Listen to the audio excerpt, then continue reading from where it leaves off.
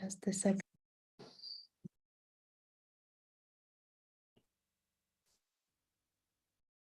Just a second. Okay.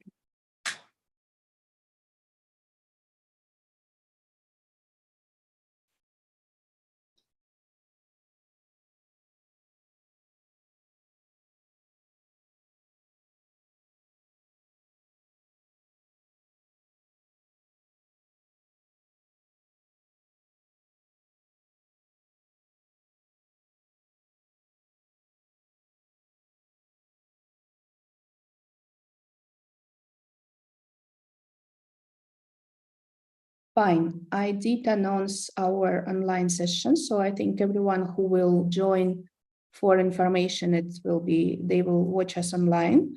Whoever will join in our Zoom, so we will let them in.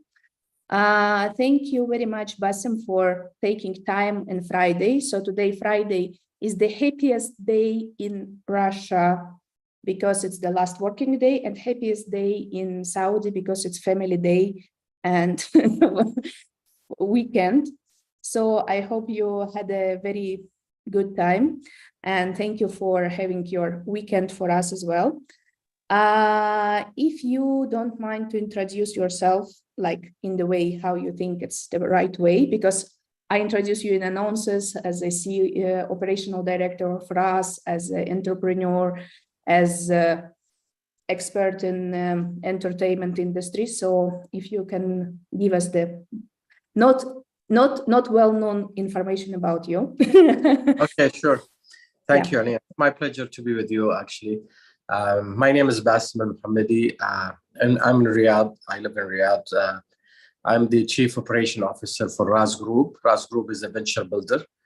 We work in 14 different sectors with 160 startups in our portfolio and 220 entrepreneurs. Around 15% of them are foreign entrepreneurs from different countries. Also, I'm the founder of Excitement. This is like a gaming company with edutainment kind of and team building activities. Mainly, we work with corporates and ministries also and government sectors. Also, I'm the founder of Business Model for Business Solutions. This is a startup, like a consultancy firm for startups who would like to build their business model for ideation, mentoring, and contract drafting and reviewing. Based on my experience over 25 years in contracting and procurement with government and private sector. And I'm one of the 30 leaders that been announced last year by General Authority of Entertainment. Also, I'm a member of the executive committee for the National Entertainment Committee in Saudi Arabia. Oh my goodness, that's a lot of Okay, so we are here. First of all, the subject was today about how it is going, like how startups survive and exist and prosper in Saudi Arabia. What is the secret of success for startups in Saudi Arabia, based on your overview? Okay, sure. There is no one element. Usually it is a combination.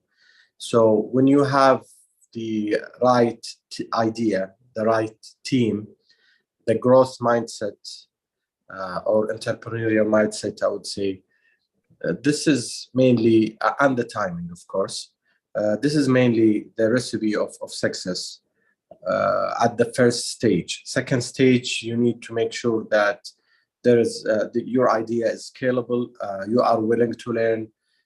Also, you have the right team to complement your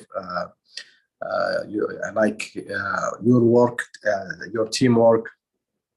Lastly, the investment arm and the finance arm, which comes late if you have the right structure at the beginning. I saw some failures of startups when they were seeking for funds, seeking for VCs and stuff chasing investors, but they don't have the idea in a product market fit or proof of concept, or they didn't test the market, they didn't study the market very well. So you need to do your homework first. Make sure that you cover most of the elements in your business model. After that, the fund will come by itself. It's not a big issue. But what you say now, it's not, it's let's say, it's general principles of the building startup. So do you think there is, because you see international venture builders, you have the Saudi experience. So is there any difference between Saudi and international startup approach or experience? For me, entrepreneurship or startups, they are all the same worldwide, following the same formula. Only maybe the market size, or maybe the timing, or the business model, I would say, or the culture. Like some ideas may go viral in Saudi, but it may do nothing, for example, in Russia or in other country. Can you give an example? So, sorry? Can you, do you have some example, for example, something successful outside, but not applicable in Saudi, vice versa? Yeah, we have so many ideas. Like I have my company, the game truck. When we bought it from United States, the business model over there was focusing on families on weekends and fundraising for schools and churches and some organization. This business model didn't work here in Saudi. We had to change our business model to focus on team building activities, on corporates, because today the biggest market in entertainment for internal communication and team building activities is in Saudi right now. It's very booming. All big corporate trying to create a good vibes and good culture within their organization. Another example, we have the power bank, Chiser. The international, I would say, business model for that is renting the power bank per minute or per hours. We tried that business model here in Saudi. It didn't work very well for us. We had so many issues. 3 years later, we changed the business model into selling the power bank instead of renting out. And that gave us a huge boost in terms of sales and operation, and acquiring most of the market now in Saudi. Even our competitors, they went out of market because they couldn't compete with us when we changed the business model. So usually you need to test the water here. You cannot say this will work here and this will not work here, unless you have the real data that you can. But you can learn from others, ask people who already in the market, who can, like venture builders. Today in Saudi, the government is really, and semi-government entities, they are really supporting the entrepreneurship movement, I would say. And they are trying to attract most of the entrepreneurs from all over the world. There is so many incentives right now to empower foreign entrepreneurs to come and start their businesses here in Saudi. So this may give like Saudi another, I would say, factor that you may have a good success here, especially if you are a mature startup with a solid business model and you just want to come to a new region and expand your businesses in Saudi. Mm-hmm. How many, like from all your portfolio, it's like a huge portfolio, 90 companies, something like 160. that? Okay. So it's growing.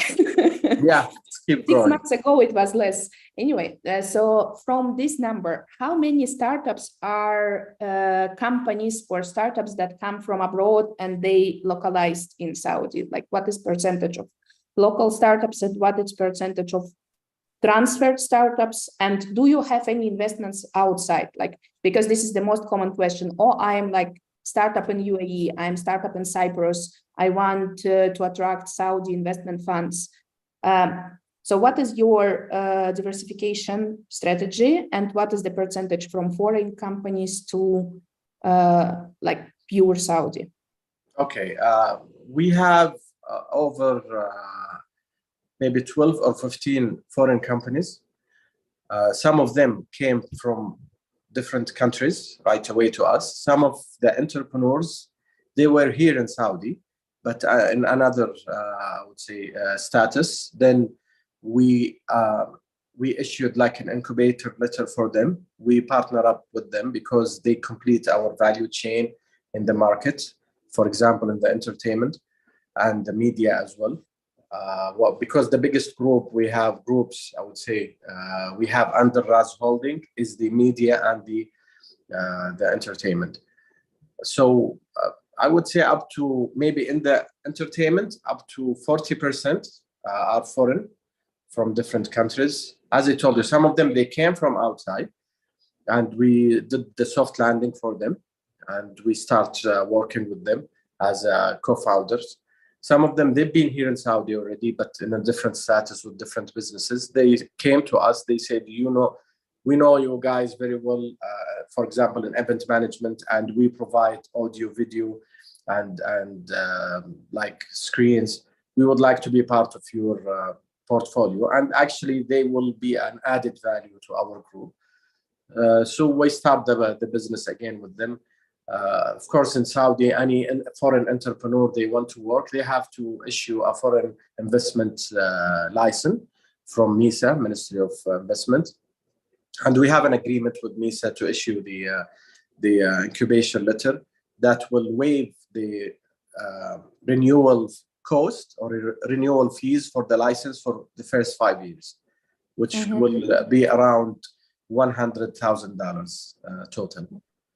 It's around $20,000 each year.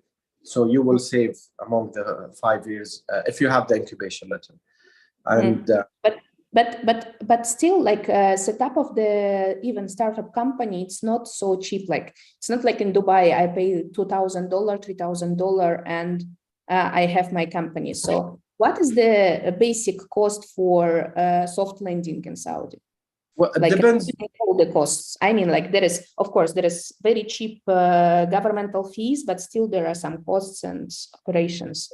Yeah, I mean, for the license itself, without incubation letter, with 2,000 riyal, which is around $800, you can acquire the license, but without the incentives of being incubated as an entrepreneur. So the renewal, the 60,000 riyals or $20,000 will be applied from the first year to renew your foreign license. But if you want to go through an incubator, the cost will vary on top of the government fees.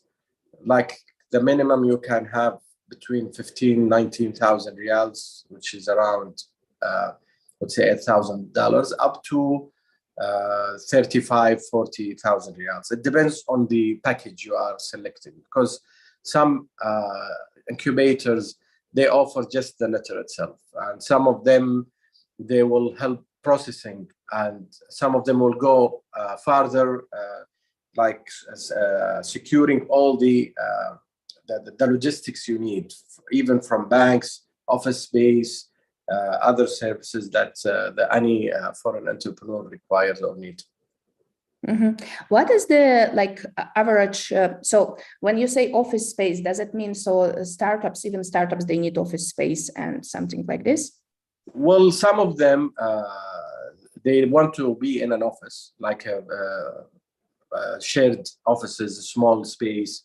But in order to get the license, you need to have like a national address, and that will be also one of the requirements for the license, which some incubators can provide.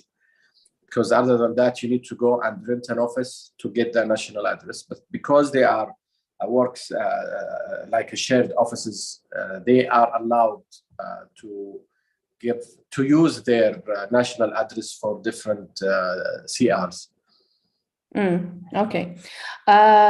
So coming back to the acceleration incubation programs. So is there like study, like for example, Y Combinator, there is lessons, setups, coaches, something else, or it's just business development and overview? So what is the business model of acceleration program in Saudi and your particular accelerating program? Okay, today it's, I would say, a mandate on each ministry or government entity to start their own incubator and accelerator. So we have accelerators in medical, accelerators in agriculture, accelerator in different type of verticals in culture, entertainment, like you name it. Each industry, even defense, all industries today, they are starting their own incubators and accelerators to empower entrepreneurs, empower the local economy, and they can reach the potential of the entrepreneurs by joining the accelerators. Yesterday, I was with the GIA, which is the General Entertainment Authority, and the boot camp. This is the second boot camp they are doing. I was there as a mentor and as a judge to evaluate the companies who will join the second accelerator for 4 months.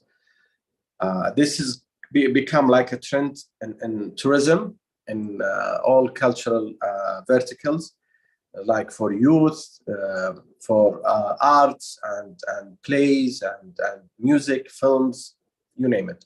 So today, this is like a very hot, I would say, topic or industry, because not most of the accelerators being run by private companies, like us, for example, in RAS. So today in RAS, we have a RAS camp. Yes, I'm still there.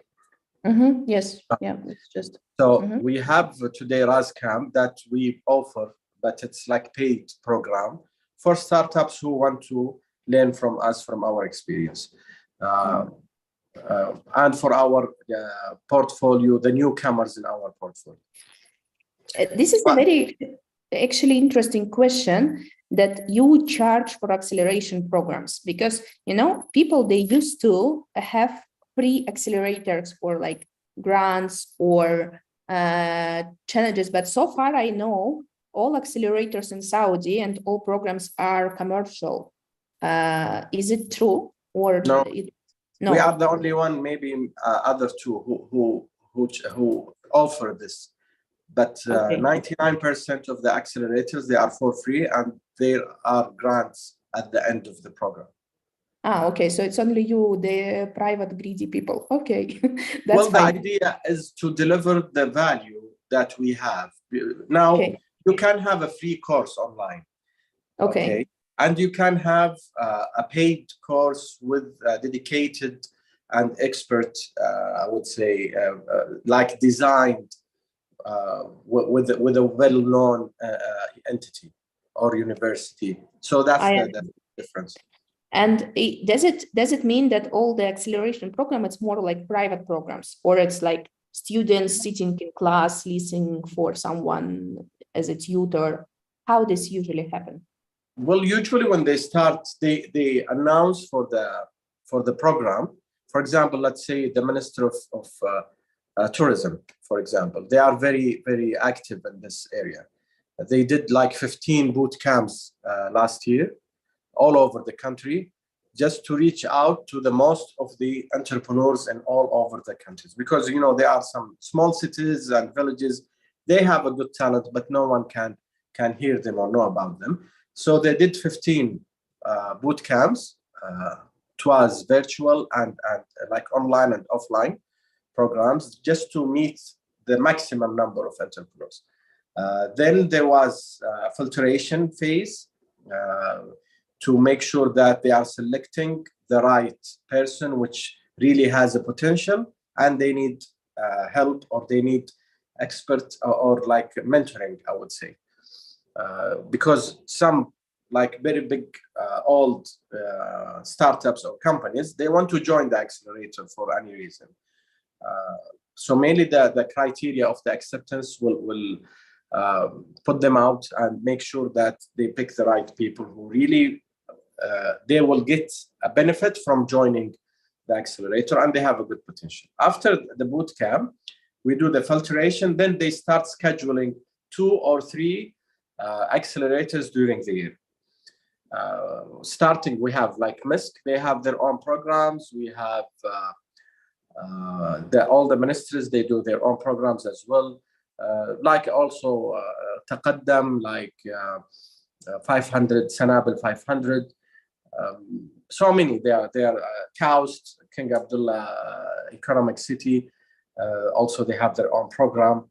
And it's like multinational. It's not only for Saudis. They accept foreigners, like Inspire You, STC, incubator. Also, they are eager actually to have foreign companies or startups to join their programs, because they know there is a very good talent over there and they can transfer the technology and the knowledge to the country. So they are providing them with a lot of logistics, helping them to come to the country and start their own businesses.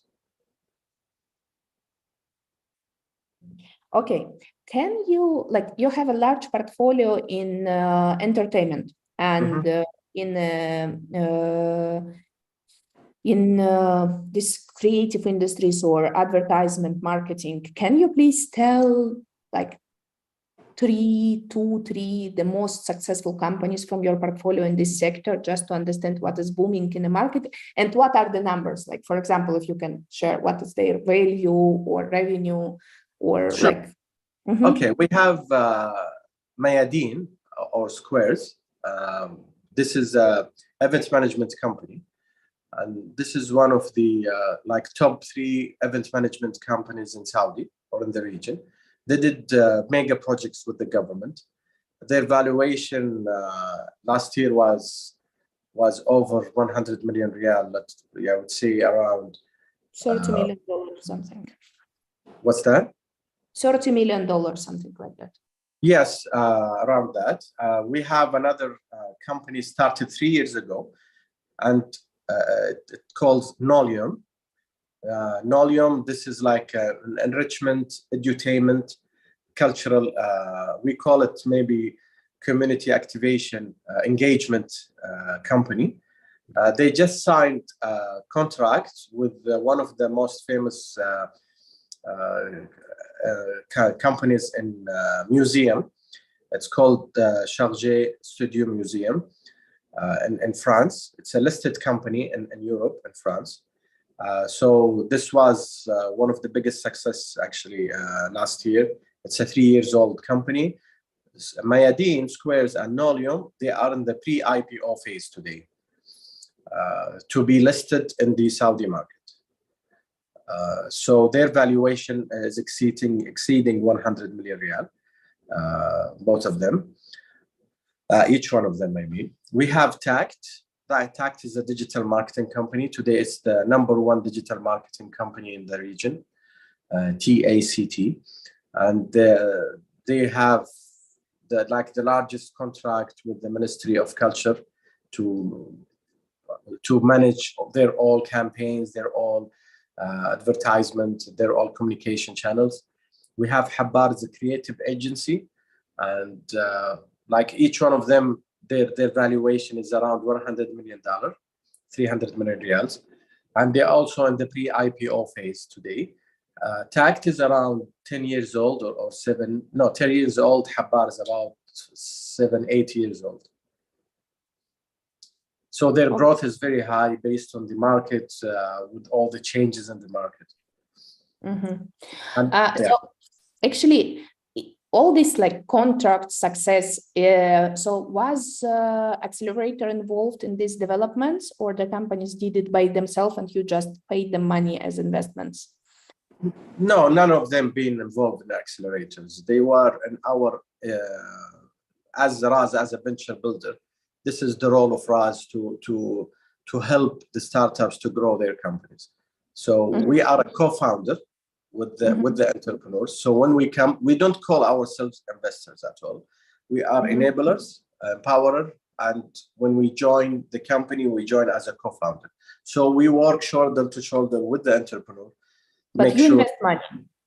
yes, we invest money, part of it to in our acquisition, like acquiring the equity, and part of it as a interest-free loan to the entrepreneur or to the company to help the cash flow and help growing the company, so the company will not face problems with the cash. Okay, so for example, I am like a Russian or ex-Russian startup or Dubai startup. What is my stage supposed to be to pass to your accelerator or to be successful in the market? So it can be idea, or it can be ready business, or is it required any traction or setup in Saudi, or it can be what is the best stage for accelerator? Well, okay, great question. It depends on the accelerator itself, because one time I was with a company called in medical sector. They said we need any company in any stage from any country. So they had a huge number of companies. So their criteria was about whoever has the best idea in the medical tech. But mainly the government, I would say, startups, when they announce, they will say, we need, for example, a startup, even they say based in Saudi, if that's a requirement. Sometimes they say any startup. Then they talk about the phase. It's post-revenue, post-MVP, idea stage. So there is no like one standard for all startups. Each accelerator, they have their own goals. Today, for example, in Inspire You, which is STC startup or accelerator, they launched 2 programs. One, they call it General Inspire You General Program, which will have any company in any stage from any country and different sector. They are not focusing on one sector. They have another program, they call it Advanced Program. They need companies that meet the 9 domains that STC focusing on, mainly in tech-enabled company. And they are looking for only 5 and in late stages because they want to invest in them. So STC will incubate them, accelerate them, and invest in them as well. They will inject cash. So they are very selective in this. So each startup or each accelerator has its own criteria and its own goal. Okay. Which accelerators are specialized or are on artificial intelligence, like AI or some computer vision technologies or AI technologies? Do you have such companies in your portfolio, or there is some specialized on that sector? Yeah, we have some in our portfolio, just started in cybersecurity and AI. But I know we have a national program, they call it NTDP, under MCIT. MCIT is the Ministry of Communication and Internet Technology, Information Technology, I mean. They have a program called NTDP, which is National Transform, it's a very long name, but they are focusing on countries from all over the world with, depends on their phases, but mainly in technology, deep tech, IT, Internet of Things, AI, this type of new technology. And they are today the leader in this market. There is another, which is the Cybersecurity Authority. Also, they have their own programs. So mainly, if you go to the government agencies, they will have their who is specialized in this industry. They have their own programs. But today we have the Cybersecurity Authority and the Ministry of Communication and Information Technology, the 2 most leaders in this area. Okay. For the like, go back to entertainment and some creative startups, and in general in startups, like, what do you think is the secret of invention of great startup? how to create a great idea and how to create or develop the great idea. What do you think is the power of driver of entrepreneur or entrepreneurship, like here, or based on your experience, or based on your observation? Well, yes, there is a basic rule, which is when you create a new business, either you are solving a problem or creating a demand. So mainly, if there is a problem, there is an opportunity. For example, if you see a gap in evolving technology or something, and you have a solution for that or opportunity to develop, that's a problem that's a problem in the market and opportunity to start with, which is the easiest, I would say, way to start a new company. The other path is creating a demand, which is the hardest way. But if you really have the good solution, or I would say like iPhone. Before iPhone, there was no applications. So people were happy with Nokia or Ericsson or any other phone with the buttons. At that time, there was no problem. But when Apple came up, they created a new demand. So that demand created new problems, which is how we can develop applications. So we have application development companies to develop the applications. Then we have like companies like Uber size. They are just an application in a phone. So that's how you can measure your idea. Whose problem you are solving? Is it a real problem? Is this problem current today? Is people willing to pay for your solution to solve their problem? Is it scalable or not? Sometimes we have a good solutions, but it's not scalable because the market is small, or the timing is not the right time. It's at the end of this wave. There is a new technology will come and change everything. So that's usually how, when you start evaluate your idea, you make sure that it's a real problem, people willing to pay, it's scalable. Mm-hmm. But there is another question from our guests. So for the startups and for Saudi market, is it like mandatory to set up a Saudi company to operate in Saudi market, or there is some startups that work on this market from outside, from these countries? How it usually work? No, not mandatory. Some of them, they say it is in different, and like 3-4 startups I was with last several months. One of the terms that you have to be in Saudi, but some of them, like the one in King Abdullah Economic City, KAUST, they don't request people to come to Saudi or to be based in Saudi. Of course, you have to come. You have to. You mean for acceleration program or for operation and contracts? For the operation and the contracts. For the accelerator, it is like hybrid. So it will be part of it offline, most of it online. And this will be very well explained when they announce for the accelerator. So you need to see the list of accelerators in Saudi today. And then you can navigate through them, see each one that meets your domain, and if they are requesting a presence in Saudi or not. I know some in sports. I was in accelerator in the application of sport, the application of AI in sports. So at that time, we had some companies pitching from different different places of the world, and they were all the time online. And they said, we will come to Saudi and start our business over there, because at the end of the day, you need to be in the market. So for you, it's better to move your company later on when you start to the market, to be closer to the client and closer to the market, so you can see all the opportunities around you.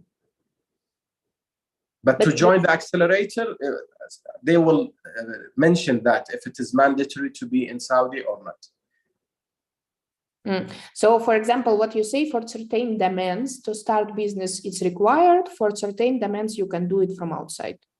Like, for example, yeah, I know we have some production that work with Saudi market from outside. So they have company established in Dubai. But for specific industries like UAVs or some entertainment, it is yeah, you need to be in the ground at the end of the day. Some of them require special license, so you will not get the license if you don't have a Saudi CR. And it's not very difficult. You can do it through a partner, or you can do it yourself as a foreign investor. Today, you have several options to start your business here. Mm. And you can choose which one is cheaper at the beginning, which one is safer to start with. Then once you grow, definitely you will be, close to your company because it's growing and you need to be focusing. Mm. Yeah, there is another question. Is it August for work is a dead season, or and it needed to come in September, or there is some business activities in August in Riyadh? Because everyone, is thinking that all business moved to Abha, to the Red Sea. Yeah, sure. Well, it depends on the industry, which industry you are in. Yeah, today, travel industry, food, and some entertainment areas, they are working very well in this season because, there is no school, people on vacations. So we have the summer camps, we have the sport activities. Today, it's a hot season for them. Travel as well, as you said, the southern area of Saudi, now it's very packed, very busy because of the good weather over there. So even people coming from outside the country to visit the southern area of like Abha and Taif and those places. So each place or each region in Saudi has its own season, for example. It depends on the industry and the weather as well. Like during Hajj time, Jeddah, Mecca, Medina is very, very busy. From in Hajj time and in Ramadan time. Unlike Riyadh and other major cities, it would be very slow during Hajj time and Ramadan time. Yeah, actually, for me, I don't see any difference. Yeah, there is like some holiday time, which you say Hajj and Ramadan, which is just finished. Now, of course, a lot of people, they go to vacations and they travel, but some of them work remotely or they have teams or something else. Of course, it's better to visit in September when weather is a little bit more hospital. I agree with you. Yeah, because today, actually, I saw today in my car, it was like 51. So I was driving and I cannot hold the wheel because it was so hot and it was literally crazy, yes. Yeah, no, this especially this year, it's unusual. I was listening to the news this morning. It's all over the world with the climate change and everything. It's unusual, really, having these numbers. But it's very hot, very high. I don't recommend people coming here before September till school starts. People will settle and they will come back from vacations. So you can, even now for us, some projects being delayed because most of the, I would say, decision makers, they are in vacations or they are outside. And the end of the year, if you are working with the government, you want to make sure at the end of the fiscal year, usually it is slow. There are no contracts with the government at the end of the fiscal year. Actually, like we have, because we invite people to enjoy our activities here in September, like to make a business visit. So we plan it for September. So there is first week of September, then third week of September, last week of September, and October. So I consider this is the best time, and a lot of activities and business events happen here. So what about the weather in the matter of money? Like some people, they compare it like Dubai 20 years ago or Saudi is different. Like how, of course, you are Saudi, you're proud of Saudi economic, but can you share with other people how much money in Saudi you can make? Can you make money in Saudi? I mean, like if you are a foreign startup. Yeah, again, it depends on what industry you are working in. Today, the more creative, I would say, technology or tech-enabled businesses, they are making very good money. The average income of the families today It's better than but the problem is the cost of living in some cities become very high. Like Riyadh, considered one of the major cities in Saudi, the cost of living here, it's becoming like through the roof, and the real estate is. But it's still less than Dubai. Yeah, of course, because the offering is better, bigger. Like, you know, you compare the size between Dubai and Riyadh. So here we have more offering, but comparing to the past, today it's still expensive, more expensive than it used to be, but still not like the cost of living in Dubai, of course, especially with less, I would say, maybe kind of entertainments not still here and not allowed here. So you are not spending that much of money. Like an average person would live here with the $2,000 in Riyadh, with very decent life, very decent place. A lot of opportunities today to make money as a freelancer, as a partner, as a part-time jobs. We are seeing a lot of part-time jobs today. Even the government, the new government agencies under the ministries today, they are paying very high salaries to retain the talents they have. So there is a big, yeah, I can tell from the cars and the number of houses, that the amount of the money, like the price of the houses today coming up also because of the high demand and the purchasing power here in Saudi is coming up. Actually, yeah, to buy a house here in Riyadh, it will cost same amount as in Dubai and even more. I mean, like rent a place, you can rent it easily, less cheap, like twice cheaper than Dubai. That's based on my experience. But for buying, it's maybe 20% higher. That's as well. Also, it depends on the area. When you go like north, it will be very high. You will go like more than 50% less if you go to the east, and it's still a very decent place, nice place, safe. If you go to the south, it is maybe 70% less than the north, but you will be in a different like community or different level of the city. Definitely not expat community, you know. Not expat. Yes, I agree with you. But mainly, there will be like workers from like Pakistan, India, and other like Egypt and other countries, which is the worker, I would say, or the blue hats level. But they can also live over there. It's still safe and fine, but not everyone can live over there. So it depends where you are in Riyadh. You can find a good place with a decent price, either to buy or to rent. So actually, yeah, in Riyadh, if you consider Riyadh only, but a lot of Russian, my colleagues, they ask when finally we can buy apartment in Neom. So everyone is really wanted to, you know, move to Neom, and it's very popular destination now. Neom and the Line, actually, people are just waiting. It's a future cities, and I believe it will be very expensive. Yeah, I know it will be so expensive.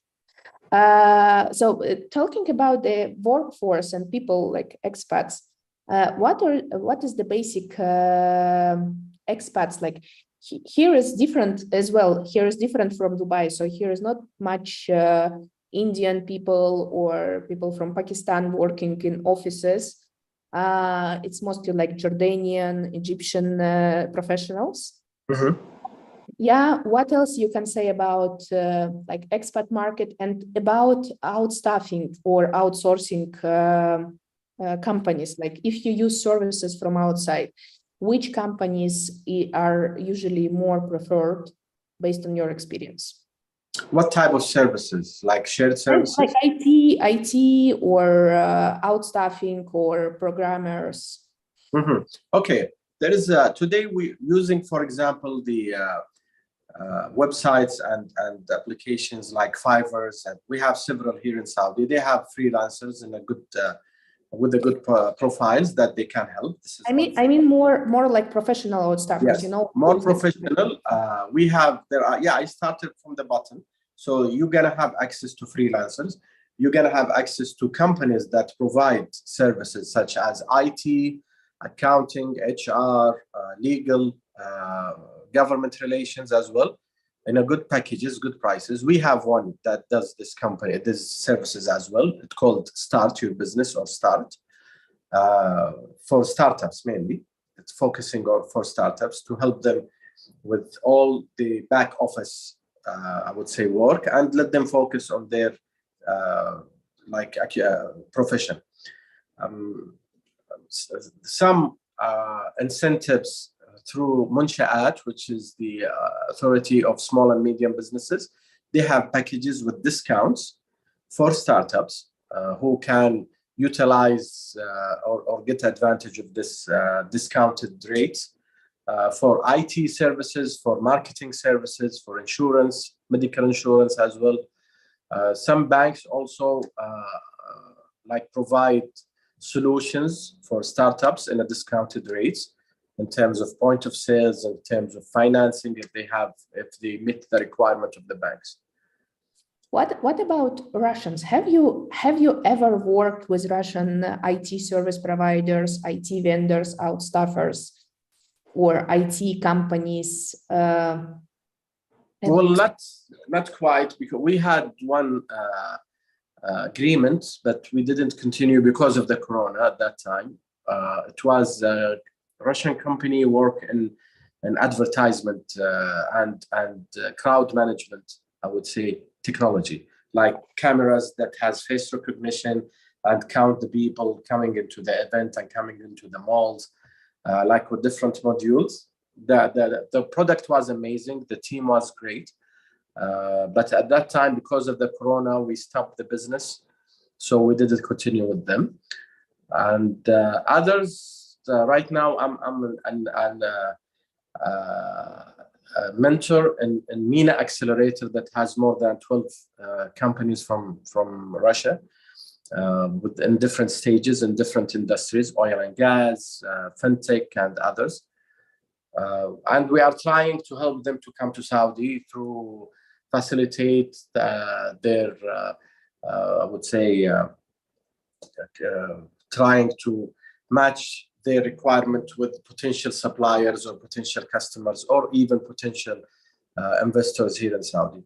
I don't have any like a full, we have, of course, so your idea at that time, but we don't have till today, like for me personally, like a full transaction that's been done. But I know there are many working today in a good, positive progress. And I know there are some in the market, but it's not in my portfolio today.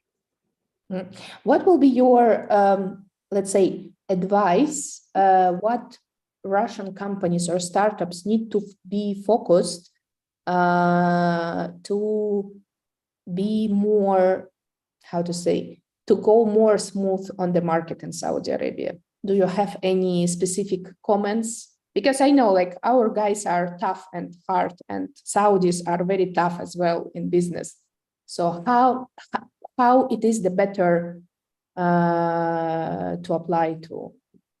Okay, great question, actually. And this is also what I saw in my 3 months working with the MENA Accelerator with the Russian companies. And we started like a roadmap for them. Because, for example, there was an oil and gas company. Their product or their solution will not fit the Saudi, they were actually targeting Aramco and SABIC. They cannot go directly to the big companies and try to sell their services. So first of all, they need to make a market research and make sure that their solution will be an added value to the potential client in Saudi, even if it is fintech and banks and medtech and insurtech, all type of other businesses. Try to attend the exhibitions, the international exhibitions, either by visiting or by being an exhibitor in a booth or something. You utilize, there is a Saudi-Russian commercial committee. I have a contact with them that I can give it to you. They can facilitate the networking between Russian company and and Saudi's company, either for potential joint venture or client or a buyer. Trying to find these type of, like, it depends on each company's I would say industry. For if you are talking about banks or banking solution, what exactly are you bringing? Try to study, select top 3 banks, for example. Study their profile, their problems, their strategy. Then find a way to go to them and tell them what's in it for them. So how my solution can help you to grow. And for the beginning, the best way to meet them is in the international exhibitions, like in Riyadh, in Dubai, and any other places. If there's usually now Saudi companies, Saudi government entities, they are participating in this type of exhibitions.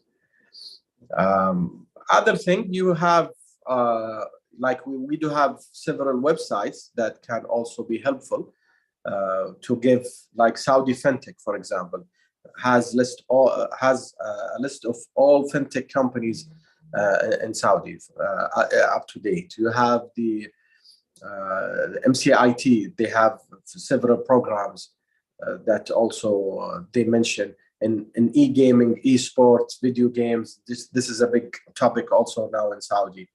Of course, all tech-enabled company, I would say, in medical, and try to have, if your service doesn't require a long process to be, like, for example, cosmetics. Cosmetics will be a little bit difficult because, there is a lot of process to approve this product in Saudi. If you have that in your profile and you have to go through the process, you can go directly to their website and apply for the license and everything. So make sure you are entering through the right channels. That's what I would say, to save time and money, and also people, because first impression is last always. So you need to have a very good impression at the beginning. Try to ask other Russian companies here in Saudi, if you find a potential partner or potential client, ask about them if they are the right client, right partner or not, or even right supplier. Yeah, actually, your advice about visiting events, it's really must have, because, it is part of the cultural difference, because in Russia, event, it's more political, jar. It's like people, they present themselves on an event just to be there. But here it's a real marketing and sales and connection instrument, which is always we try to explain to our partners, clients, companies who is coming to Saudi, especially in Saudi. So that's why, for example, in our business trips, we have like each our group, which will come in September, we connect them to like must-have exhibition, like for IT, it's Seamless, for construction, it's Cityscape, then Saudi agriculture. So we connect visits with the events, because I believe it's one of the most important places to be. And of course, as a showcase, not as a visitor, because if you want to sell something, you need to be in a place, in a position of selling. Like that's what I believe. Of course, today is number one for all companies in Saudi to meet others and network is the exhibitions. Either you are visiting or exhibiting, it doesn't matter. As long as you can go, talk to people, you have your profile on a QR code. You don't need to print anything. Today, people are very happy using QR codes, business cards. And there is a calendar for all the events and exhibitions for 2023. It's unofficial. I can send it to you if you want to share it with them. Yeah, sure. Each year they issue a calendar for all type of events and exhibitions in different industries, and it's a very huge number from the Saudi Convention and Exhibition General Authority. So it's official, and each month they have at least, like for example, you can see Leap here. Leap is one of the biggest exhibitions that anyone should come and visit. We have Seamless as well coming, and Yeah, Seamless will be first week of September. So yeah, that's why we invite IT companies in September to come.